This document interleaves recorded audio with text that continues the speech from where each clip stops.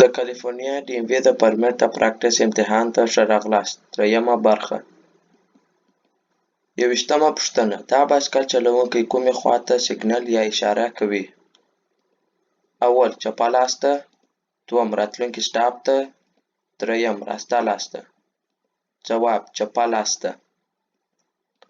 22مه پوښتنه: تاسو غواړئ چې د یوه بایسکل چلوونکي څخه په یوه تنګ ترافیکي لین کې موټر دمخه کړئ، مګر ستاسو مخ ته یو بل موټر رارسیږي. تاسو باید: اول: هارن ووهئ او د بایسکل چلوونکي څخه دمخه سئ. دوم: تر مخه د دې چې تاسو تر بایسکل چلوونکي موټر دمخه کړئ، کرار سئ او هغه بل موټر ته اجازه ورکړئ. درېیم: تر هغه پورې انتظار وکړئ چې بایسکل چلوونکی د سړک څخه تېر سي. ځواب: تر مخه د دې چې تاسو تر بایسکل چلوونکي موټر دمخه کړئ، کرار سئ او هغه بل موټر ته اجازه ورکړئ. 23مه پوښتنه: لاندې کوم یو دفاعي موټر چلوونکی تشریح کوي؟ اول: هغه موټر چلوونکی کوم چې پوهیږي چې نور چلوونکي به سم موټرواني وکړي. دوم: هغه موټر چلوونکی کوم چې نور موټرو چلوونکي په پام کې نیسي او تیار وي. درېیم: هغه موټر چلوونکی کوم چې درېدو ته تیار نه وي. ځواب: هغه موټر چلوونکی کوم چې نور موټر چلوونکي په پام کې نیسي او تیار وي. 24مه پوښتنه: کله چې تاسو دا نښه ووینئ، تاسو باید ودرېږئ او: اول: د موټرانو دپاره یوازې هغې خواته وګورئ چې تاسو سفر پیل کوئ او بیا مخ ته ولاړ سئ. دوم: ټول هغه موټران چې تر تاسو مخکې او وروسته راغلي وي اجازه ورکړئ. درېیم: د دې دمخه چې مخ ته ولاړ سئ، ټولو خواته په ځیر وګورئ.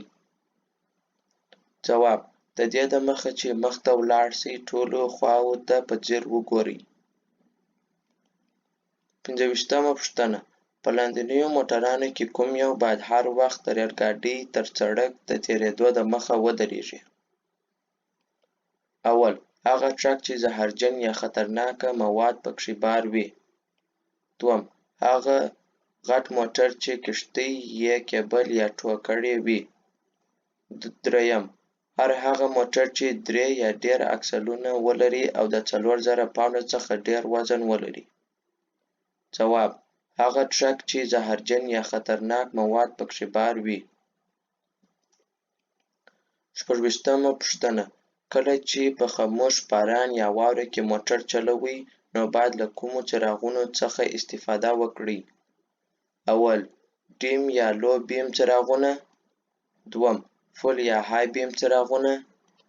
درېیم: د خاموش څراغونه. ځواب: ډیم یا لو بیم څراغونه. 28مه پوښتنه: تاسو باید خپل او د هغه موټر چې له تاسو مخکې وي څه وخت ډېره فاصله پرېږدئ؟ اول: کله چې له تاسو مخکې موټر کوچنی وي. دوم: کله چې یو بل موټر چلوونکی تاسو ته ډېر نږدې وي. درېیم: کله چې تاسو د سپیډ لیمټ څخه ډېر کرار یا سلو ځئ. ځواب: کله چې یو بل موټر چلوونکی تاسو ته ډېر نږدې وي. 28مه پوښتنه: کله چې یو موټر تاسو ته ډېر نږدې وي، تاسو باید څه وکړئ چې هغه ستاسو په موټر کې موټر ونه وهي؟ اول: لین بدل کړئ. دوم: سپیډ مو لږ کړئ. درېیم: ژر لینونه بدل کړئ. ځواب: لین بدل کړئ. 29مه پوښتنه: څه وخت باید ستاسو د موټر ټایرونه سیخ سیده نه وي؟ اول: کله چې د چپه لاس ته د تاوېدو څراغ په څلورلارې کښې انتظار کوئ. دوم: کله چې مو موټر مخ پر ښکته سړک باندې پارک کړی وي. درېیم: کله چې مو موټر پر داسې سړک پارک کړی وي کوم چې کرب ونه لري. ځواب: کله چې مو موټر مخ پر ښکته سړک باندې پارک کړی وي. 30مه پوښتنه: که چیرې یو ټرک یا بس راسته لاس ته ګرځي او تاسو هم غواړئ چې راسته لاس ته وګرځئ، تاسو باید: